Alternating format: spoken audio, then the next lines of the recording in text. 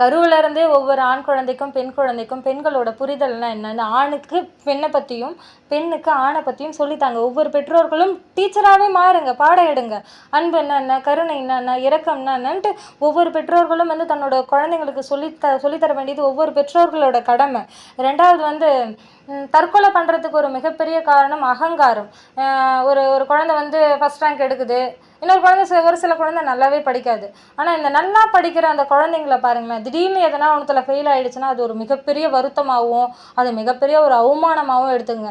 ஆனால் ஒரு குழந்தை வந்து 35 மார்க் எடுக்கும், 10 மார்க் எடுக்கும், அந்த குழந்தைக்கு வந்து 5 மார்க் எடுத்தாலும் அது சாதாரண ஒரு விஷயமா தான் தெரியும்.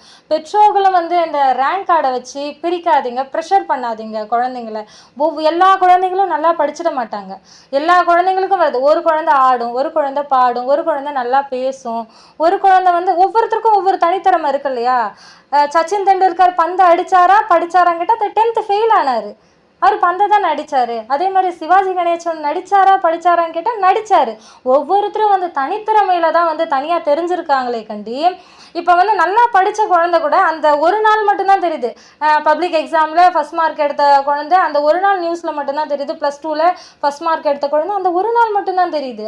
ஆனால் இந்த தனித்திறமையாக இருக்கவங்க மட்டும் கடைசி வரைக்கும் எல்லார் கண்களுக்கும் தெரிவாங்க. இப்போ எக்ஸாம்பிள் சீமான் அவர்கள், சச்சின் தெண்டுல்கர், சிவாஜி கணேசன், சூப்பர் ஸ்டார் ரஜினிகாந்த், கமலஹாசன், அவங்களாம் வந்து தனித்திறமையில். இப்போ ஞானம்னா மகாவிஷ்ணு அவர்கள், குருமித்ரே சிவன் அவர்கள். இப்போ ஞானம்னா அவங்க 2 பேர் தான் இப்போ எல்லார் கண்ணுக்கும் தெரிவாங்க.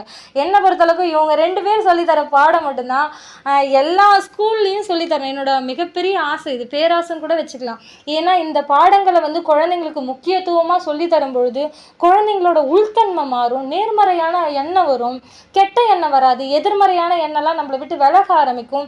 இந்த இயற்கையே இந்த உலகமே வந்து ஆகச்சிறந்த இயற்கையின் தேசமாக உருவாகிறதுக்கு இந்த ஞான பாடம் வந்து ரொம்ப உதவிகரமாக இருக்கும். தயவு செஞ்சு இந்த மாதிரியான பாடங்களை தான் பள்ளி கல்லூரிகள் எல்லாம் முதன்மையான பாடமாக வைக்கணும். மற்ற பாடத்தெல்லாம் தப்புன்னு சொல்லிட முடியாது. ஆனால் ஒரு குழந்தை நேர்மறை எண்ணத்தோடு இருக்கிறதுக்கும், எந்த விஷயத்தையும் தற்கொலை எண்ணம் வராமல் சாதாரணமாக எடுத்துக்கிறதுக்கும், எனக்கு இது பெரிய அசிங்கம்லாம் கிடையாது. நான் அதில் 100 மார்க் எடுத்தேனா, இதில் 35 இல்லை 5 மார்க் தான் எடுத்தேன், எனக்கு பிரச்சனையே கிடையாதுமா, இதெல்லாம் எனக்கு ஒரு பெரிய விஷயமே, தடவை எடுத்துக்கலாம் பார்த்துக்கலாம், அந்த மாதிரி சாதாரணமாக எடுத்துக்கிற மனப்பக்குவத்தை ஒவ்வொரு பெற்றோர்கள் சொல்லித்தரணும், டீச்சரும் சொல்லித்தரணும். ஃபஸ்ட் ரேங்க் எடுக்கிற குழந்தை தான் டேலண்டான குழந்தைன்னு கிடையாது. ஒவ்வொரு குழந்தைக்கும் ஒவ்வொரு டேலண்ட் இருக்கும் இல்லையா? அதை தான் உணரணும் ஒவ்வொரு டீச்சருமே கண்டி. படிப்பை மட்டுமே பேஸ் பண்ணி போகக்கூடாது. ஒரு செலானை ஃபில் பண்ணுற அளவுக்கு படிப்பு இருந்தால் போதுமே கண்டி. அந்த மைண்டுக்குள்ளே போய் அந்த படிப்பை எடுத்துகிட்டு போய் ப்ரெஷர் ஆக்கி தலைவலி வரும். ஏன்னா மனப்பாடம் பண்ண மக்கப் பண்ண தலை வலிக்கும், அந்த குழந்தைக்கு ப்ரெஷர் ஆகும், முடி கொட்டும், பீரியட்ஸ் ப்ராப்ளம் வரும்.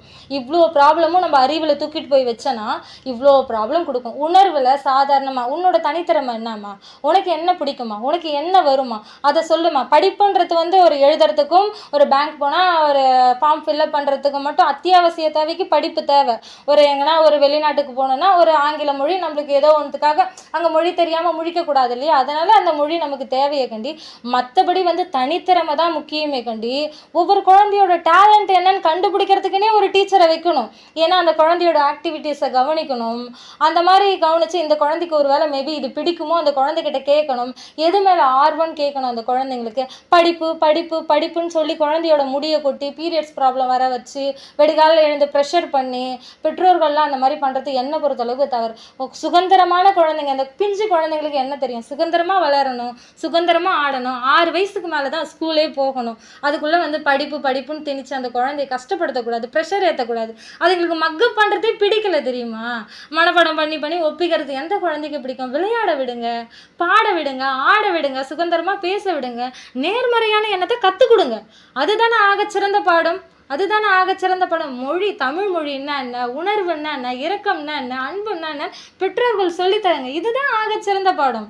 இதை தாண்டி வந்து ஒரு அடுத்த தலைமுறை வந்து ஒரு நேர்மையான ஒரு உலகமாகவும் ஒரு சுதந்திர தேசமாகவும் ஆனந்த தேசமாகவும் மாறத்துக்கு இந்த மாதிரி பாடங்கள் தான் யூஸ் ஆகுமே கண்டி. அறிவு வந்து கலெக்டர் ஆகலாமா, டீச்சர் ஆகலாமா, டாக்டர் ஆகலாமா, அதை மட்டுமே திணிக்குமே கண்டி.